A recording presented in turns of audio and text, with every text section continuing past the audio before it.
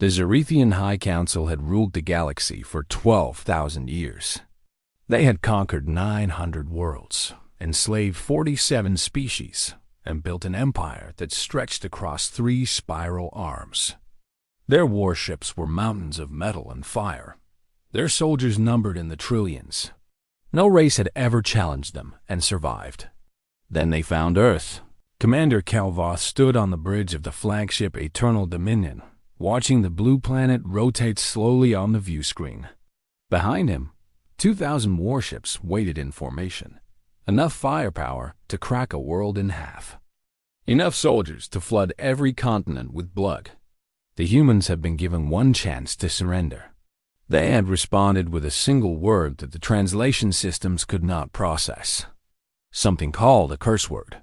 The meaning was clear enough. War it would be. Calvoth had studied the humans for 6 standard months before launching the invasion. A young species, barely spacefaring.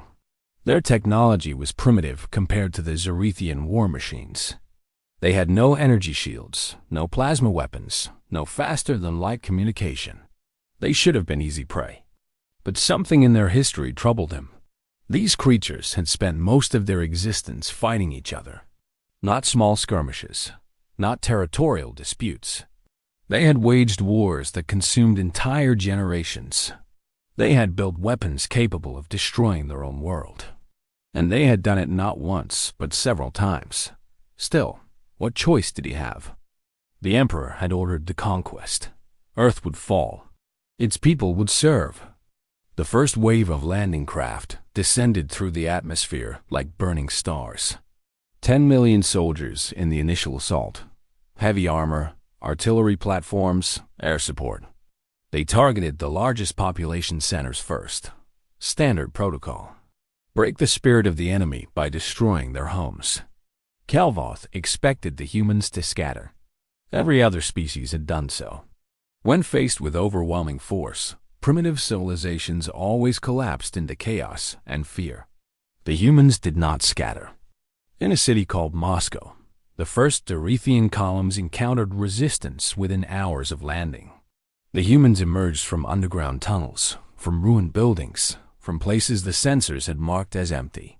They carried weapons that seemed laughably simple: projectile launchers, explosive devices, chemical weapons that burned through Zerethian armor.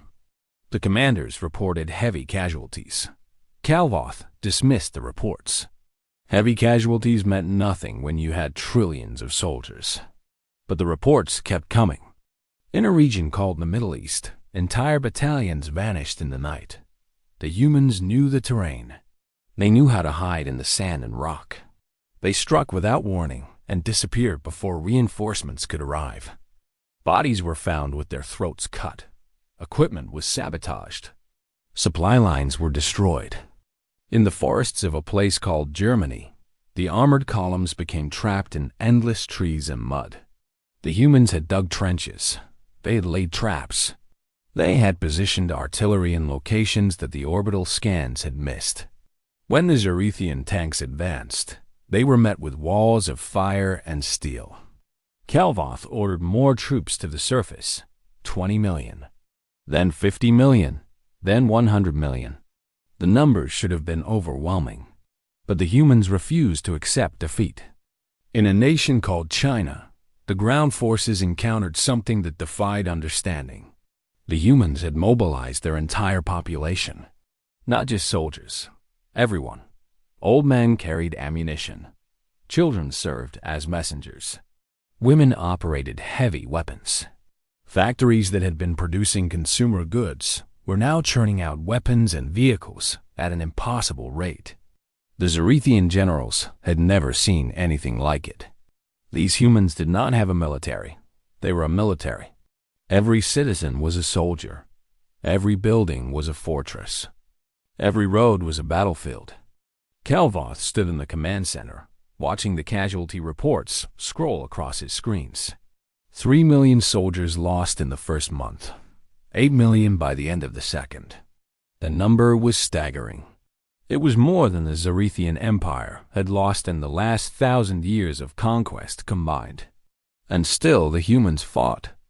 In the frozen lands of Russia and Canada, the Zerithian troops discovered a new enemy: winter. The temperatures dropped far below what their equipment was designed to handle. Vehicles froze. Weapons malfunctioned. Soldiers who had evolved on a warm tropical world found themselves dying from the cold alone. The humans thrived in it. They wore white clothing that made them invisible against the snow. They moved on devices called skis that let them glide across the frozen landscape. They struck in blizzards when Zerithian sensors were blind and helpless. General Tethmore, commander of the Northern Offensive, sent a desperate message to the fleet. His army of 40 million was being systematically destroyed. Not defeated, destroyed. The humans were not taking prisoners. They were not negotiating. They were fighting with a fury that bordered on madness. Calvoth made a decision that would haunt him forever. He ordered the fleet to begin orbital bombardment. The warships descended from their high orbits, their weapons charging with enough energy to vaporize mountains. Standard protocol called for targeted strikes against military installations and population centers. This would break the enemy's will and force surrender. The first barrage leveled a city called Paris. 10 million humans died in an instant. The second strike destroyed Tokyo. The third hit New York. The fourth hit Beijing. Calvoth expected the survivors to surrender. That was how it always worked. Show the enemy that resistance was hopeless. Show them that you had the power to destroy everything they loved. They would fall to their knees and beg for mercy. The humans did not surrender. They launched their own weapons. Not at the ground forces, at the fleet itself. The missiles were crude things, chemical rockets with nuclear warheads. Ancient technology that the Zerithian Empire had abandoned thousands of years ago. The energy shields should have stopped them easily, but there were thousands of them. Then tens of thousands. They came from hidden silos, from submarines hiding in the depths of the oceans, from mobile launchers that moved constantly across the scarred landscape. They came in waves that never seemed to end. The shields held for the first hour, then the second. Then they began to fail. The destroyer Crimson Tide was the first warship to fall. A nuclear warhead penetrated its weakened shields and detonated against the hull. The explosion tore the vessel apart. 3,000 Zerithian sailors died in the void of space. More ships followed, cruisers, battleships. Even the mighty dreadnoughts began to show damage. The humans were not trying to defeat the fleet through superior technology.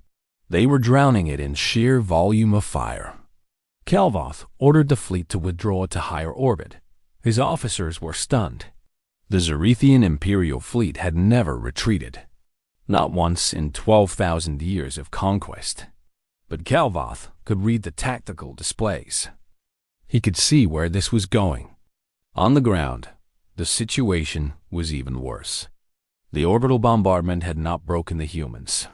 It had made them angry. They fought now with a desperation and rage that the Zerithian soldiers could not match. Surrender was not accepted. Mercy was not given. The humans had decided that this was a war of extinction. In the ruins of destroyed cities, resistance fighters emerged from bunkers and shelters. They had nothing left to lose. Their families were dead. Their homes were ash. They threw themselves at the Zerithian lines with weapons in their hands and hatred in their hearts. The generals reported that morale was collapsing. Zerithian soldiers had been trained to fight against weaker enemies. They expected quick victories and easy conquests. They were not prepared for an enemy that would not stop fighting no matter how many of them died. In a last attempt to salvage the invasion, Calvoth ordered the deployment of the Legion Commander units. These were the elite of the elite. Genetically enhanced warriors in powered armor, each one worth 1,000 ordinary soldiers. They had broken the backs of empires. They had crushed rebellions across the galaxy. The Legion commanders landed in the war zones and began their assault. For a brief moment, it seemed like the tide might turn. Their advanced weapons cut through the human defenses. Their armor shrugged off the primitive bullets and explosives. Then the humans adapted. They brought out weapons that had been hidden in deep bunkers. Experimental devices that their scientists had been developing in secret. Directed energy weapons that overloaded the Legion commander armor. Electromagnetic pulses that shut down their systems.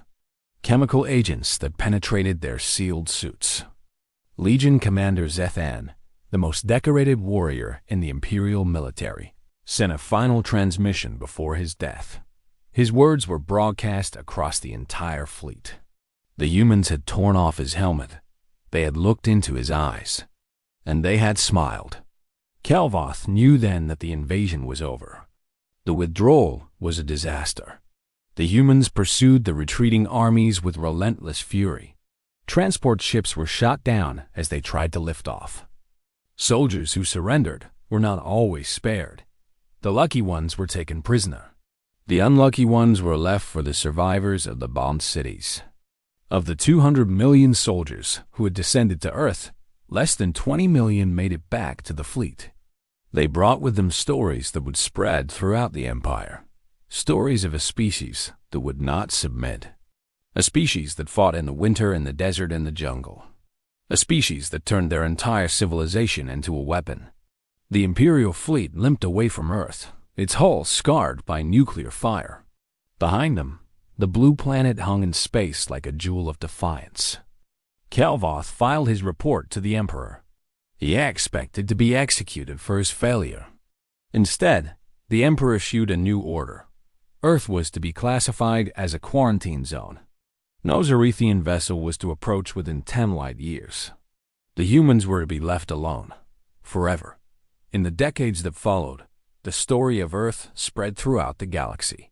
Slave species began to whisper among themselves.